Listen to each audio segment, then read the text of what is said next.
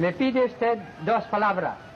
Diré algunas ideas mías sobre la invención o invento. El aparato que usted manipula es maravilloso porque reproduce la figura movible al mismo tiempo que emite el sonido de la voz.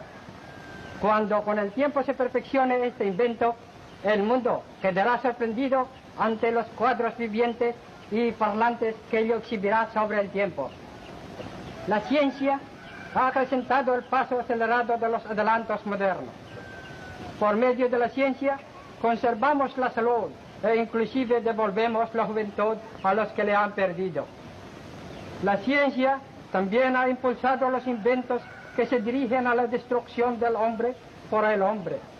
Estas 2 tendencias contrarias todavía nos dicen que la cantidad de la animalidad en nosotros es muy grande. ¿Cuándo podía la ciencia perfeccionar aparatos que reformen y regeneren a los hombres? ¿Cuándo podrá nuestra humanidad decir que va camino de la perfección moral, de la fraternidad de todos los hombres, de todos los pueblos, de todas las razas y de todos los credos? The whole issue of the war will depend upon your ability to save this continent from invasion. For I feel perfectly certain that as long as these republics are free, they will be able to make all the liberty-living peoples of the world maintain and preserve their own freedom. Administration. Ika-14 ng Oktubre, taong 1943. Isang taong singkad, buhat noon hanggang ngayon, na naitayo natin ang bagong Republika ng Pilipinas sa hirap na ito na dinadanas ng ating bayan. Nahanda ako na magpatuloy sa daang makikita ninyo na aking inilalagda sa pamamagitan ng tulong ng aking mga kasamahan sa pamahalaan upang tunay, maging wagas, maging dalisay sa gitna ng isang digmang ngayon idinadaos sa isang sinuko, sa gitna ng kagutuman, sa gitna ng kamatayan, sapagkat ang kamatayan may matamis, katulad ng itinuro ng ating mga bayani, kung iya'y magbubunga ng isang pag-asa at ng isang adahikain pinagpakamatayan. Supreme Court Justice Jackson swears in Vice President Sergio Osmeña as President of the Philippine Commonwealth in Washington. After Maria, his proud daughter, has congratulated him, the new president signs his oath of office. Senor Osmeña was inducted in... The Filipinos are grateful and have a deep affection for America. Although the color of our skin is brown, the temper of our minds and our beliefs is almost identical with yours.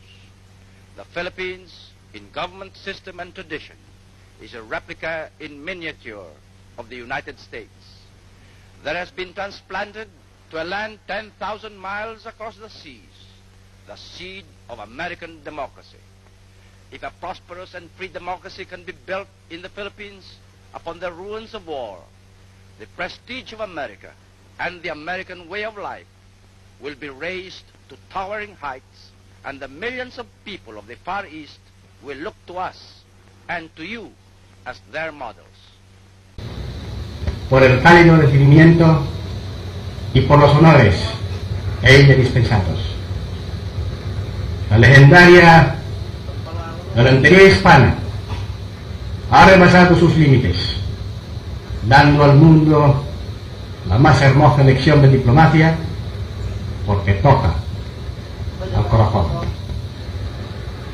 Nada halaga tanto mi vanidad de padre y ejecutivo de la nación como el pensar que el tránsito fugaz de mi hija por tierras españolas ha sido una chispa, ha encendido la hoguera que ha de alumbrar el destino de los dos pueblos. Victory in the Philippine elections. His wife and daughter can now reclaim the one-time mechanic and World War II hero who rose to become constitutional head of the infant Philippine Republic and her 20 million people.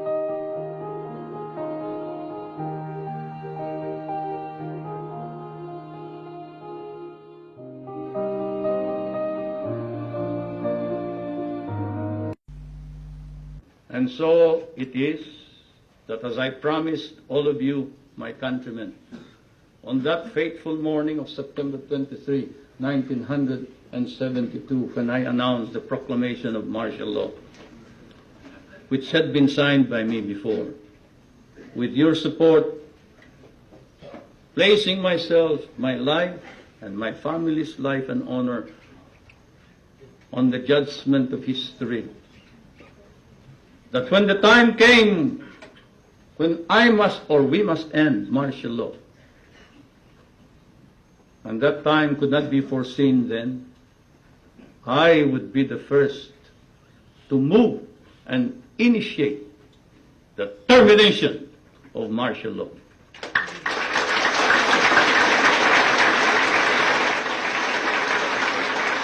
It is after deliberate, sober judgment and soul-searching that I come before you and say, it is now time to terminate martial law. You see, at that time, Mount St. Vincent did not have a course for political prisoners, so I did not get that instruction here. Anyway, as I said, it was my husband who taught me all about political prisoners, on democracy, and on human rights. And so this is where my learning went into full gear. My presidency was ruled by the following imperatives: respect for and the empowerment of the people, respect for the integrity of the Constitution, respect for the independence of the courts and the constitutional commissions, respect for the separation of powers, and building up professional military and police organizations. President Ramos's term will be over next year. It is true there are some people who would like him to continue given the economic gains, but I have categorically stated my position that I am against any changes to the Constitution at this time because such a move will be divisive. And on the few times that President Ramos and I have talked with each other, he has told me that he will step down when his term is over next year. Filipinos and Americans stood for freedom in Bataan and Corregidor, in Korea and in Vietnam. Now we stand for peace as treaty allies, securing the stability of the Asia-Pacific region, and as members of the United Nations organization, promoting global peace and development. And we have grown together.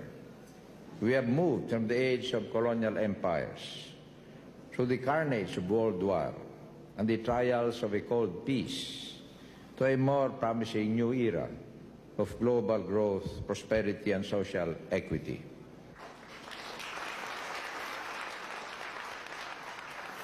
the business community. Market reform and productivity, social reform and democracy. These are the pillars of our new era, where human liberation and human development, as in the Philippines, are proven to work best when applied together in pursuit of the common good. Through it all, we, Filipinos and Americans, have remained bound to one another by the love of freedom, the adherence to democracy, and the respect for individual and community that distinguish every free people. Malubha ang lagay ng ating ekonomiya at namimiligro ang kabangyaman ng ating bansa. The problems we face are such magnitude as to require nothing less than heroic and concerted action. We must move upon them as a single community bound together by common rules that we all agree to respect and obey.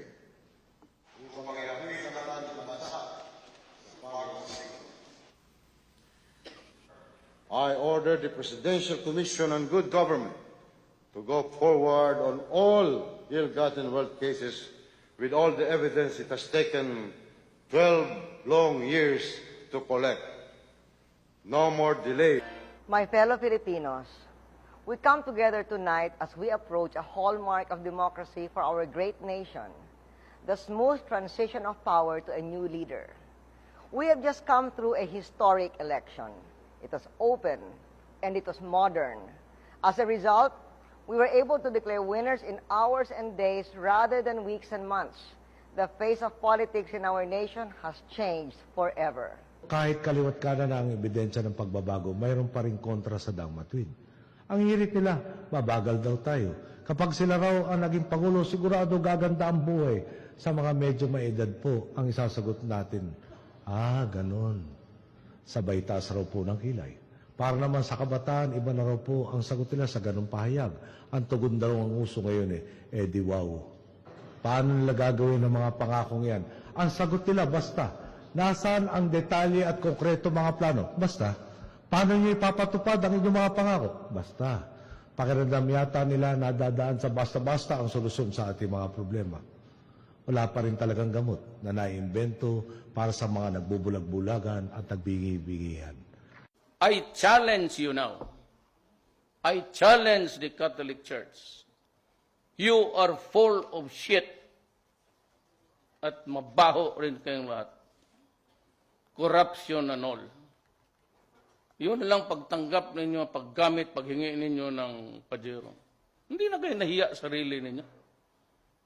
Ang kamahal-mahal niyang putang ina niya, maraming Pilipino wala pang kain. Kaya sabi ko, one day, pag hindi na, I will write a book. Hypocrisy. Lahat yan, politician, nagmamakalinis, manwari. Pero kayo ang starring dyan. I will start from the day nung bata pa kami.